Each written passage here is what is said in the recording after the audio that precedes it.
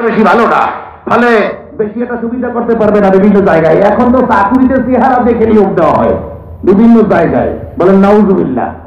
এভাবে physical structure, physical condition এগুলো যাচাই করে এরপরে নিয়োগ দেওয়া হয়। যাই হোক, এটা আপনারা জানেন কিনা আমি জানি না, ব্যাপক ভাবে এগুলো চলতেছে। পেপার পত্রিকায় ব্যাপক ভাবে লেখালেখি হচ্ছে। এখন ইসলাম বিরোধীরা, শয়তানের চেলারা, ওই যে ইবলিস শয়তান আদম হাওয়া আলাইহিস সালামকে উলঙ্গ করে বেহেশত থেকে বের করতে সক্ষম হয়েছিল, এই শয়তানের চেলারা থেকে এখনো কিছু মহিলা বাকি আছে যারা লেখাপড়াও করে নাই আর টাকা পয়সাও নাই, চাকুরিও করতে পারবে না, ইলেকশনও করতে পারবে না। এদেরকে কাজ করো, কাজের বিনিময়ে খাদ্য কর্মসূচি, কাবি খাস যাকে সংক্ষেপে বলা হয়। এখানে মাটি কাটতে হবে গর্ত ভরাট করার জন্য বা রাস্তা বাঁধার জন্য।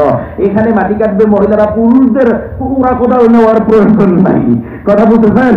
ওখানে পুরুষদের আবেদনের প্রয়োজন নেই চাকুরিতে, এখানে পুরুষদের উড়া কোদাল নেওয়ার প্রয়োজন নাই। এখানে ওরা কোদাল নেবে মহিলারা, অথবা বড় বড় একটা চাকা নেবে আর কাদের উপরে নিয়ে মহিলারা রাস্তা বাঁধবে। কি বলেন, ঠিক কিনা? পুরুষেরা মাটি কাটলে হবে না। হ্যাঁ, কাটতে পারবে যদি একটু আইন শিথিল করা হয়, কিন্তু মহিলাদের থাকতেই হবে, এতে আরো তাদের সুবিধা হয়। শুধু মহিলারা যদি মাটি কাটে তাহলে তো ওইভাবে চরিত্র নষ্টটা মাটি কাটার নামে বেশি এটা হয় না। রাস্তা দিয়ে যারা যারা যায় এরা দেখতে পারে বেপরদা মহিলাদেরকে মাটি কাটতে। কিন্তু যদি একত্রেই মাটি কাটা হয়, এমনকি একজন পুরুষ এই যদি মাটির চাকাটা কেটে কিছু দূরে এনে একজন মহিলার কাঁধে দিয়ে দেয় বা জমজমাট হয়ে যায়, কথা ঠিক কিনা বলেন? আর এনজিও গুলো লক্ষ্য করলো যে না না, এখনো আরো কিছু মহিলা আছে যারা মাটি কাটতেও আসে না। এরা করে কি, বিভিন্ন ওই চাষাবাদ করে। অতএব এদেরকে শস্যের বীজ দিতে হবে।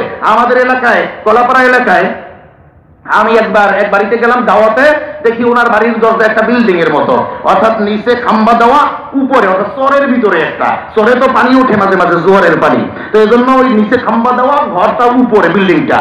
আমি বললাম আপনার এখানে আমি একটা জিকিরের জলসা কায়েম করবো ইনশাআল্লাহ, এখানে জিকিরের জলসা চালাবো, হালকা জিকির। তো উনি বললেন হ্যাঁ হুজুর, সেটা করলে করতে পারেন, তবে এখানে ওই মাসে একদিন না কয়দিন এভাবে করা যাবে না জিকির, ওই টাইমে একটা নির্ধারিত টাইম আছে, ওই টাইমে জলসা করা যাবে না। আমি বললাম কি জন্য? বলে যে এখানে এনজিওতে ওই শস্যের বীজ দেয়, আটি দেয় বিভিন্ন শস্যের। তো আমার তো আগে জানা ছিল। আমি বললাম পুরুষদেরকে দেয় না মহিলাদেরকে দেয়? বলে মহিলাদেরকে দেয়। আস্তে আস্তে বলে, একটু চাপাও হবে, মহিলাদেরকে দেয়। এখন আপনারা বলেন রায় আপনারা দিবেন। খেতে কাজকর্ম করা, শস্যের কাজ করা, এভাবে চাষাবাদ করা মহিলারা করে না পুরুষেরা করে? ওই শস্যের বীজটা মহিলাদেরকে দেওয়া যুক্তিসঙ্গত না পুরুষদেরকে দেওয়া যুক্তিসঙ্গত?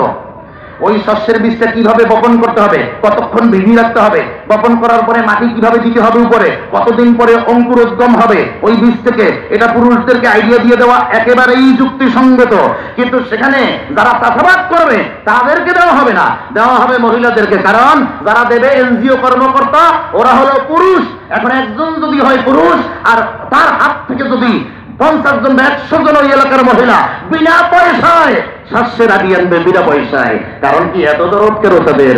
দরদ এই আমাদের অসচ্ছলতা দূর করার জন্য তাদের দরদ নয়, আমাদের চরিত্র এবং দিনদারি দূর করার জন্য তাদের দরদ। কথা ঠিক কিনা বলেন?